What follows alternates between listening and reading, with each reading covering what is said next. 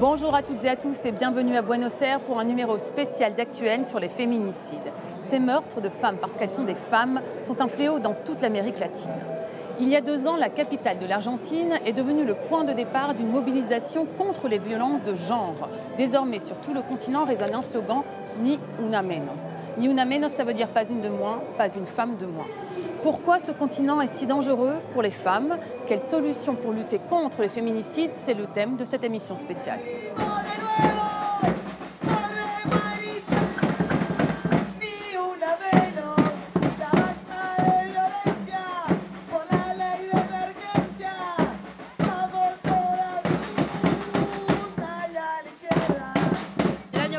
L'an passé, le 29 septembre, on a assassiné ma fille. Je réclame justice. L'auteur du crime a été arrêté et j'attends la sentence.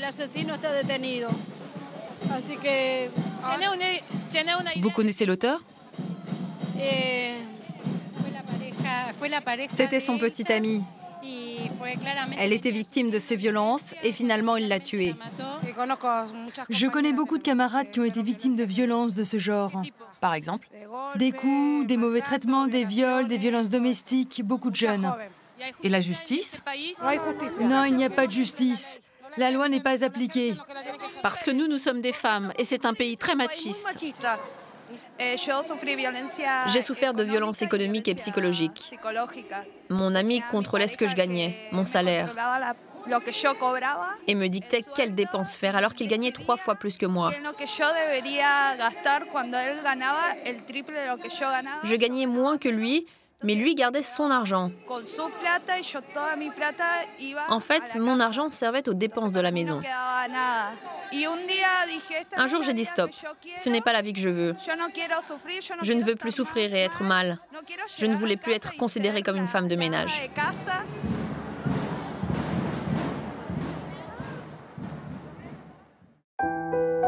Le terme fémicide ou féminicide a été inventé en 1976 par l'auteure féministe Diana Russell. Il définit le meurtre de femmes commis par des hommes parce que ce sont des femmes. Le terme recouvre 2 types de crimes. Le féminicide intime, commis par un conjoint, ex-conjoint ou un membre de la famille, représente 38% des meurtres de femmes. Le féminicide non intime est, lui, commis par un inconnu. L'Amérique latine en détient le record mondial, en particulier l'Amérique centrale. Le Salvador occupe la première place avec 524 femmes assassinées en 2016, dont 41 rien qu'en octobre, c'est-à-dire une toutes les 16 heures. Le pays est talonné par le Honduras et le Guatemala. Et plus de 220 femmes sont tuées chaque année dans l'État de Mexico, mais seul un meurtrier de femmes sur 10 y finit en prison.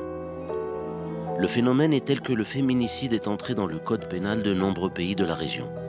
Salvador, Honduras, Guatemala, Mexique, Nicaragua, Chili, Costa Rica, Colombie, Bolivie, Pérou, Équateur, Venezuela, Brésil, Panama, République dominicaine et Puerto Rico. En Argentine, par exemple, si l'homicide est puni d'au moins 8 ans de prison depuis 2012, le féminicide est une circonstance aggravante qui entraîne une condamnation à perpétuité.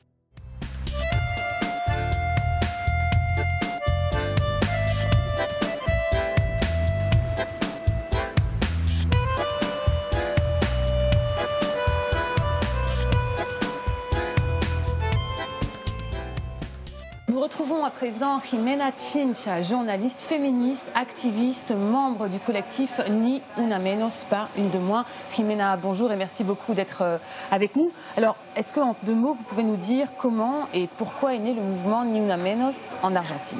Le mouvement est né en 2015 et ce qui l'a provoqué, c'est le féminicide de Chiara Paez, une adolescente de 14 ans. Mais en réalité, il y a plusieurs éléments concomitants. D'un côté, l'organisation de mouvements de femmes historiques en Argentine, et de l'autre, une recrudescence de violences machistes. Et aussi certainement l'importance des réseaux sociaux. Oui, les technologies, les réseaux sociaux comme Facebook, Twitter ont été très importants pour communiquer et mettre en contact les groupes, les mouvements d'Argentine avec le reste du continent latino-américain. Comment expliquer que ce mouvement s'est propagé aussi rapidement dans les autres pays d'Amérique latine? L'Amérique latine est la région au monde la plus dangereuse pour les femmes. Nous, on dit que le simple fait de naître femme nous fait courir un risque en Amérique latine. Nous, on dit que le féminicide est l'expression extrême du sexisme et du machisme qui s'exprime au quotidien de 1000 manières avant d'aboutir au féminicide. Cette violence existe partout, au quotidien, et se traduit aussi, par exemple, par le fait qu'on n'a pas accès à l'avortement légal et gratuit en Argentine. Et en ce sens, on ne peut pas disposer librement de notre corps. Le corps des femmes est vu comme un objet de consommation ou de reproduction de l'espèce humaine. Comment expliquer le paradoxe suivant? Le féminicide ou féminicide est reconnu maintenant en Amérique latine, on en parle dans la presse, c'est un mot devenu commun, il est même dans certaines lois, et pourtant le niveau de violence envers les femmes est très élevé. Le changement culturel prend plus de temps, plus que 2 ou 3 ans. En réalité, le mot féminicide a été reconnu et employé à partir de 2015. Avant, dans la plupart des médias, on parlait plutôt de crime passionnel pour parler de féminicide. Le mot n'était pas accepté, notamment car on pensait que les femmes assassinées l'étaient parce qu'elles avaient sûrement fait quelque chose, qu'elles s'étaient disputées, que leur mari, fiancé, amant ou concubin avaient été trompés.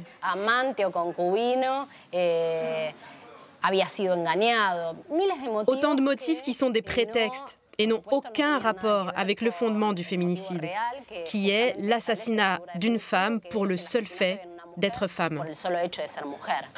Il y a des résistances. Par exemple, on a une loi sur l'éducation sexuelle intégrale, mais elle n'est pas appliquée. Parce que l'Église, en particulier, a une forte influence dans l'éducation en Argentine et en Amérique latine. Est-ce que vous êtes optimiste pour l'avenir? Oui, car on voit qu'en Amérique latine, le féminisme a pris de l'ampleur ces dernières années. Les femmes sur le continent disent stop avec toujours plus de force. Et ça nous rend optimistes et fait penser que le changement est très proche.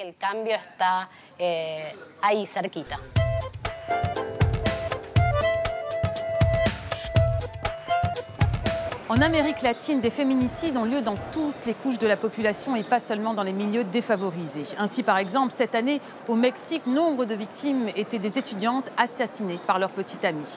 Dans l'État de Puebla, les universités ont décidé de réagir. Reportage de Laurence Cuvillier.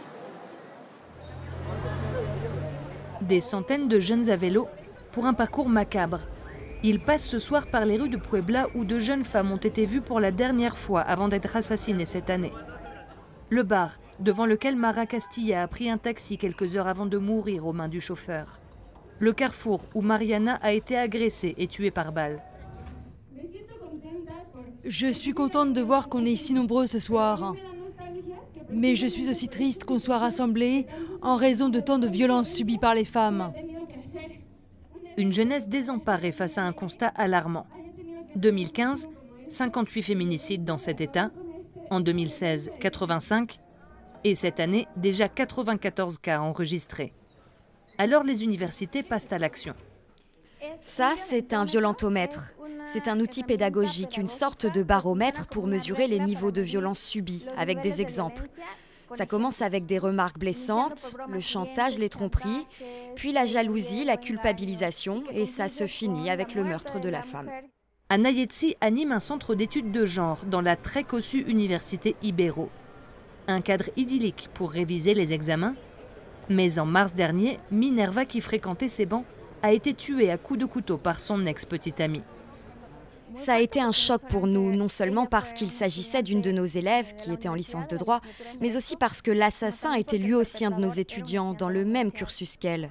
Le violentomètre s'est bientôt retrouvé dans les mains de tous les étudiants, comme un miroir leur permettant de s'auto-évaluer. Je pense que la plupart d'entre nous, moi inclus, on est quelque part dans cette échelle.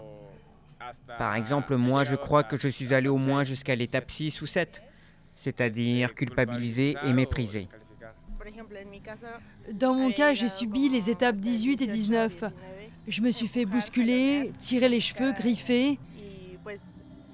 Et ce qui m'a beaucoup surprise, c'est que je n'étais pas capable de réagir, de me dire que c'était trop de violence dans ma relation.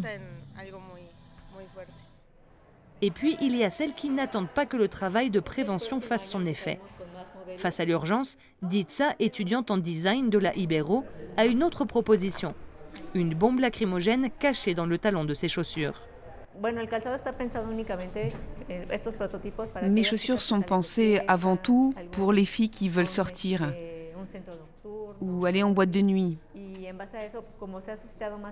Car ce sont des lieux problématiques où les situations de violence sont très fréquentes.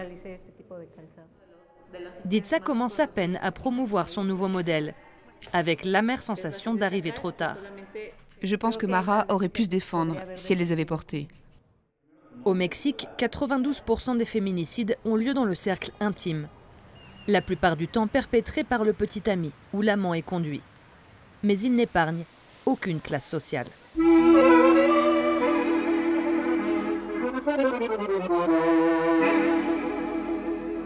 Voilà, c'est la fin de cette émission. Merci à toutes et à tous d'avoir été avec nous pour ce numéro spécial d'Actuel depuis Buenos Aires. Vous pouvez continuer à nous retrouver sur les réseaux sociaux. À très vite sur la toile.